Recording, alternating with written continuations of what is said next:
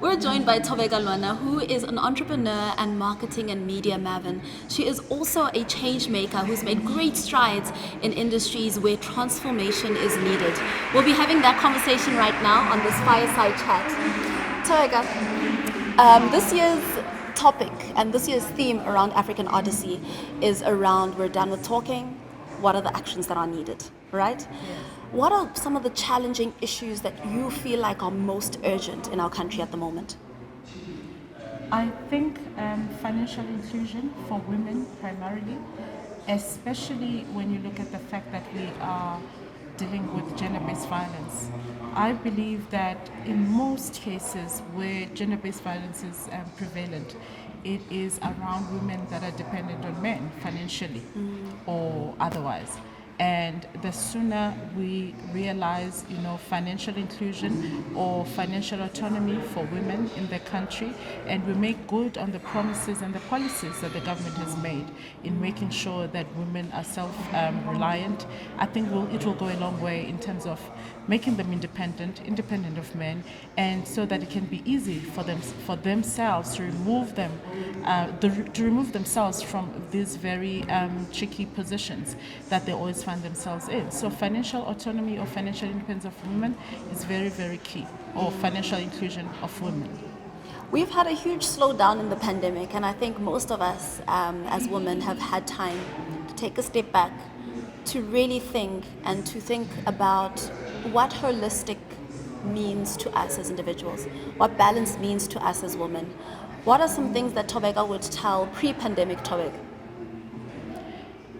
I want to delve into something that maybe I am not authorized to talk about, but it's an observation for women, especially women in relationships and women that are married.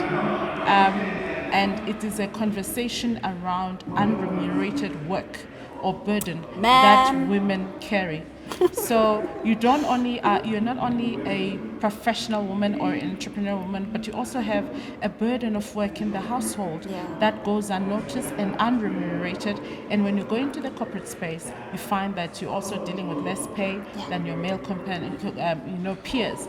And these are the issues that I feel really, as we come out of the pandemic, we have a more realization of the social issues that we are dealing with, that the real issues that black or actually any race of women in South Africa are dealing with. And these are the things that we really need to fight for as individual women and as collective women.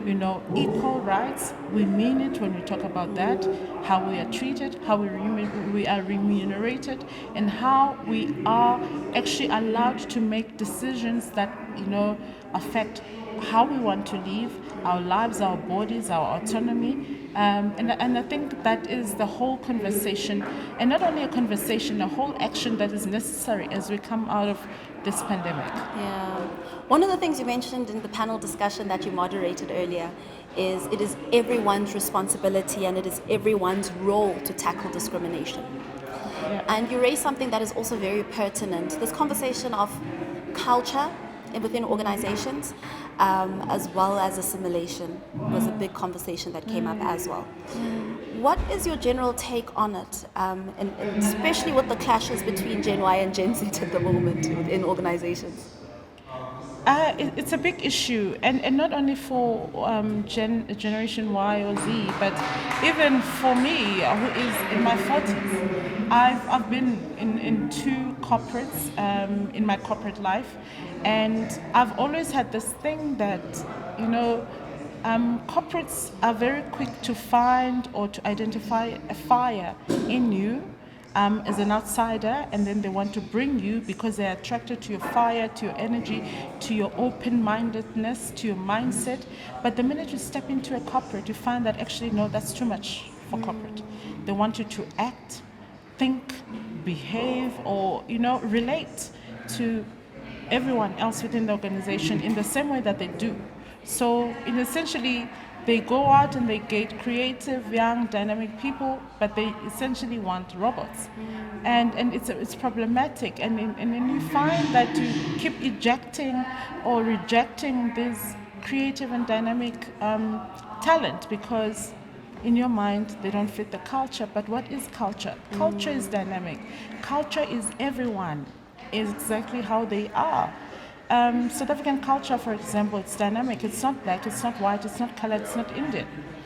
It's the different mindsets, it's the different passions, it's the different interests, different upbringing. So the sooner we realize that, and not only in the corporate, but in industry, in the arts, in film, what we see, the pictures we see on the television, in the movies, in the adverts. So culture is really dynamic, and we must just stop using culture to leave others outside.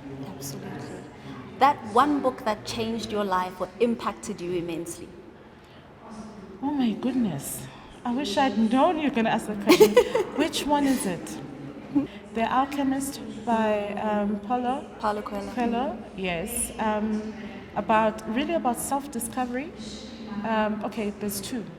It was that, and it really made me think harder about who I wanted to be, the kind of explorations I wanted to do for my life, and my whole self-discovery. I think he helped me in terms of discovering myself, discovering the world, not only in a physical way, but in just even being here, but imagining the vastness of what is yet to be discovered, the new lives experience that are ahead of me.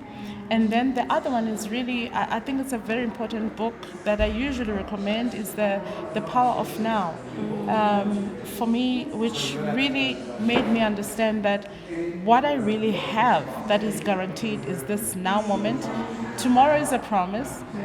I don't know for sure if I have tomorrow, so every day must count. Every experience must count.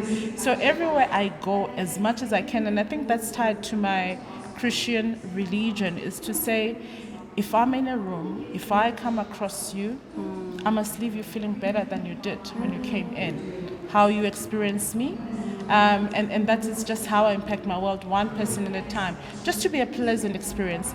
If maybe you don't learn anything from me, but let it be a positive experience. Let it restore humanity. Let me leave you feeling good, positive, hopeful. And I think, that was a very profound book for me, The Power of Now, that the best moment is really right now. Absolutely. Thank you so much. Thank you, Tobeka. Thank you for having I me. hope you enjoyed that.